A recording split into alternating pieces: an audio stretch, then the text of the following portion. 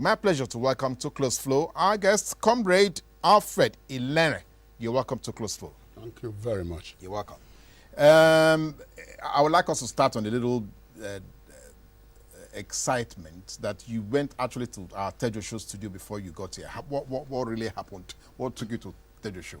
Sorry, for a very long time I didn't meet Comrade Olafajemisi, who had been a close compatriot for a very long time. So during the death and the burial of our fellow comrades, Baba Omojola at the stadium, I met him, and he gave me this idea of this program, and said I should come. And it was actually to be last week. He was busy somewhere. I was also busy somewhere. It was fixed for today. But I asked somebody, they say, no, the Tejo Show is the actual place. Because I know something used to be there about 20 or so years ago, but I haven't had anything to do with this place. So I went to the Tejo Show studio and getting there while away with some friends. Then I said, I came for a program. I said, no, nothing like that. It must have been the Victoria Island thing. So it was tense for me.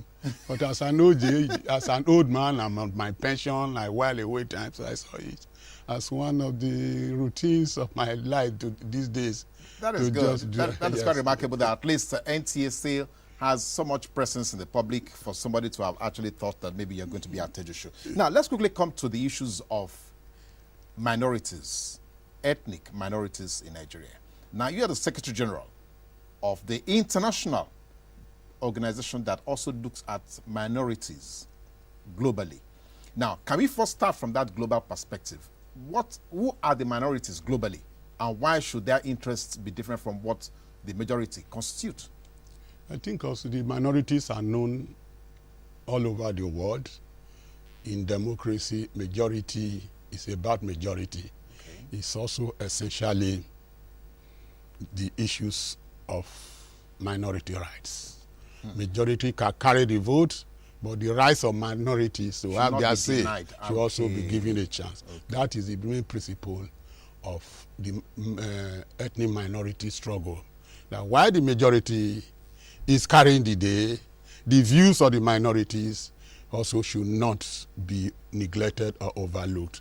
For instance, God knows why he created a tribe like Yoruba, about 40 million people, and create people like Ogoni, 500,000 alone, and they have all the requirement and paraphernalia of an ethnic group, just the way the big ethnic group have its own. Their language, their territory, their nuances, their accent, name it. So it's good that you have to respect the basic laws of nature. That's just a minority question. But on the international level, at the United Nations, it's a very serious issue. It became much more serious when a certain group in 1982 from Europe, in some countries, wanted to celebrate the 500 years of Christopher Columbus' arrival in America. And it raised a dust within the floors of the United Nations.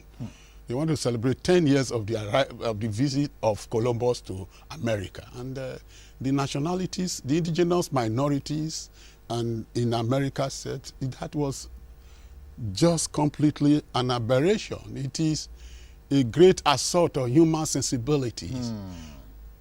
The arrival in America was a conquest. Not that the people wanted it. You imposed yourself on it. Then there was a great protest. Of course, you know India is the real India. In Asia, it's a systemic country that believe in doing things thoroughly. And you say, have you ever really checked out how these ex-colonial states you have created all over the world, including Asia, including America, including Africa, including the Pacific, how those nationalities, how those countries are very, you first to know that one. So it was on the basis of that the United States set up a committee of rapporteurs to look into the various continents and the colonial states that were led by the colonialists. So how they were faring.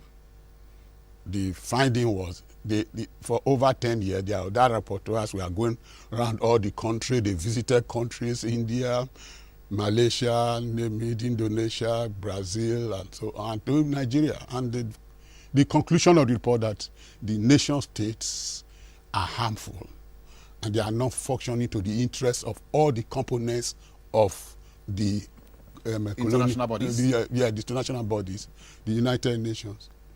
That was the report of the rapporteur, that the nation states, some of them are worse than slavery, and many of them are worse than colonialism. The simple argument was, in slavery, a slave owner will not allow his slave to be hungry. He will not allow his slave to be sick. He had to treat them. If you want them to work hard, and be productive, they have to be healthy. If you want to even to resell, nobody will want to buy a weak or sick slave. The same thing is about colonialism. A colonial authority has some cultural base. If a colonial administrator misbehaves, a district officer misbehaves, and people protest, and the home government really sees something wrong in what the colonial administrator has done, they will call him. But in the nation state is a coalition of city-wise and street-wise educated elites that combine themselves and have a hierarchy right from the cradle down to the grave. And once they take power, they become ruthless. They eliminate their opponent by all means. They rig elections. These are the basis on which the international community looked into the functioning of the nation states created by Europe. I see. That was the basis. That was the basis for that. So how did we get included in all this? Because I want to believe that the question of minority in Nigeria did not get to the level of a situation that is worse than being slaves.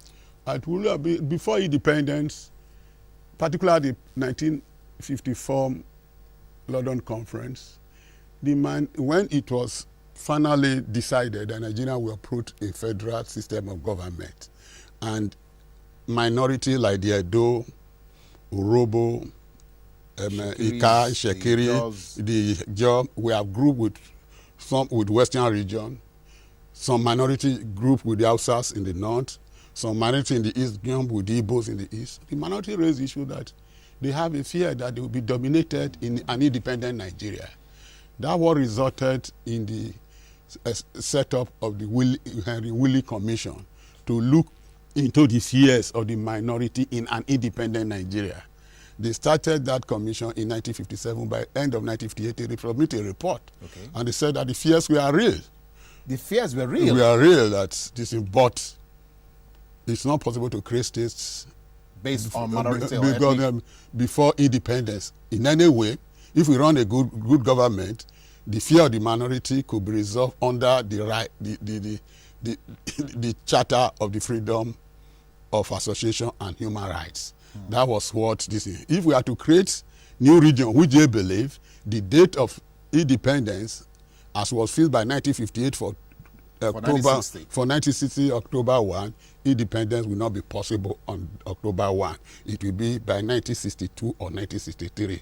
But Nigerian nationalists were in a hurry that we should have independence. Ghana has already had independence. Guinea has had independence. What are we waiting for? So they felt that after independence is created, the mechanism of democracy and federalism will be used to create new states. As things went, only the Midwest was created in 1963 before the military intervention. So that fear has always been there. Now, let's bring what would be the fears really? Is it just about domination or marginalization, or what exactly are these fears grounded in? These are natural fears that cannot quantify in the terms of material gains. There are things that you inherit the accent. Once a Yoruba man speaks something, they know that this is a Yoruba man. When he laughs, they say the Yoruba way. His tricks, his accents, his nuances, his heritage, things he can live for and die for, are majorly things that are pro-Yoruba in defense of Yoruba, not in defense of any other tribe. So the ethnic question is a hypersensitive issue. So the United Nations recognize this, hence the decision finally to have the United Nations Declaration on the Rights of Indigenous People. And that declaration was adopted on the 12th of September 2007. Yes. Only 4 countries voted against that convention: United States of America, Canada, New Zealand, and Australia. The whole of European Union voted in favor. The whole of India, led by India and China, voted for it. The whole of Latin America, North and South, led by Brazil, voted for it. Only Africa, that 13 countries, led by Rwanda and Nigeria, abstained from voting. Not that they voted against. They abstained? Yes, Nigeria abstained from voting. But to your surprise now, America has reversed their position to say they have tested decentralization. It was the easiest form of government that benefits all the stakeholders concerned, including the minorities. Canada had also reversed their position. New Zealand had reversed their position, the same with Australia. All the small countries that supported Nigeria to abstain also now have reversed their position. The only country that is remaining that have not now voted for the UN Declaration on the Rights of Indigenous People is Nigeria. It's absurd. So if you see people are looking at Nigeria with some sort of laughter at international, funny, you really you could see the reason, because Nigeria is still thinking that you can run a centrally controlled state. But the ruling of the United Nations Declaration on the Rights of Indigenous People is that the centrally controlled nation states are very, very hostile to their citizens, very oppressive, and decentralization is the order of the day.